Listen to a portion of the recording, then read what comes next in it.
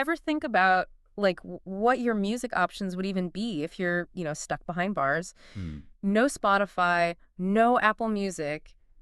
Can you imagine having to rely on like some communal kiosk thing for your music fix? Yeah, It's wild to think about, right? But that's the reality for millions in US prisons. it is, and it's something that most people don't really think about, I'd say. Totally. Like I'd never even considered it before this whole what is it? Prison music kiosk thing popped up on my radar. Yeah, it's flown under the radar for a lot of folks. Big time. It- So walk me through it. What exactly is this kiosk setup? So basically, it's how inmates can buy music and download it Okay. straight to MP3 players, kind of like, I guess you could say, a digital music store, but it's all within the prison system. Okay, so it's like its own little self-contained thing. Exactly, yeah. Wow. So we're talking about a lot of potential users here, right? Absolutely, yeah. I mean, with something like 2.3 million people incarcerated across the U.S., It's huge. it's a massive market for music, one that, like you were saying, the traditional ways of getting music out there just don't really reach. It's like a whole city's worth of listeners just completely cut off from the usual stuff.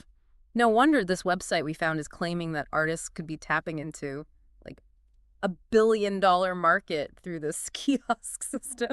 They even name drop French Montana and Max B as examples. Yeah. Wild, right? It's an intriguing claim for sure, Mhm. especially with, all the restrictions that come with being incarcerated. The big question is, though, how much of this is just hype and how much of it is actually a good business opportunity for artists? Because on the one hand, you've got this whole untapped audience, right? But then, I don't know, they hit artists with this $300 fee just for a guide on how to actually get their music on the kiosk, Yeah. which seems like a lot. It definitely raises some eyebrows. Like, exactly. Like for someone who's incarcerated, Yeah. a song can be this powerful reminder of life beyond those walls, Yeah.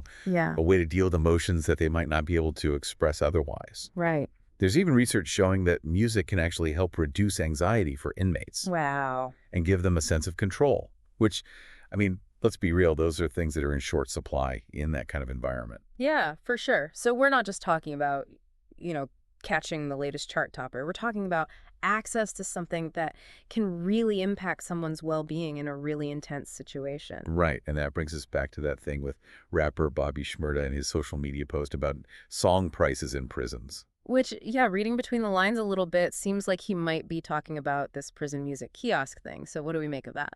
Well, it brings up some pretty big questions about the business side of this whole operation. You've got this audience that's basically stuck using this one system for their music, and then you've got this $300 price tag just for artists to even get their foot in the door. Yeah, it does feel a bit like, I don't know, maybe they're profiting on both ends a little. It's a tough one Yeah. because on the one hand, this prison music kiosk IS providing a service, like we were saying, it's something that could actually be really beneficial, right? Right. But is it actually serving everyone involved fairly? Or is it taking advantage of a vulnerable group of people just to make a profit? Ugh, it's like, where do you even start to unpack that?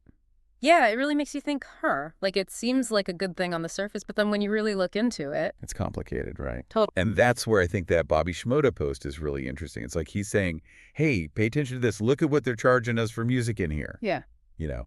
And it kind of brings this whole issue of price into the Mhm. conversation, especially in a place where people don't really have a lot of other options. Yeah, they can't just like fire up Spotify or go to a record store if the prices are messed up. Nope, they're stuck with this prison music kiosk, which I guess makes them really vulnerable to being taken advantage of. Totally. It's like a textbook case of what they call a captive market. But, I mean, we're not just talking about selling any old product here, right? It's about access to something as basic as music. Exactly. Which makes me wonder about the bigger picture. Like, even if this prison music kiosk thing just disappeared tomorrow, would anything actually change? That's the million-dollar question, isn't it? Yeah. This whole thing just sort of shines a light on how we treat incarcerated people as a society, Yeah. how much we value rehabilitation, and honestly, how we make sure that basic needs are met. And I'd put access to music in that category without it becoming just another way to control people. It's a lot, for sure. So for our listeners out there, most of whom probably, like me, are just hearing about this for the first time, What do we do with this information? What's the takeaway?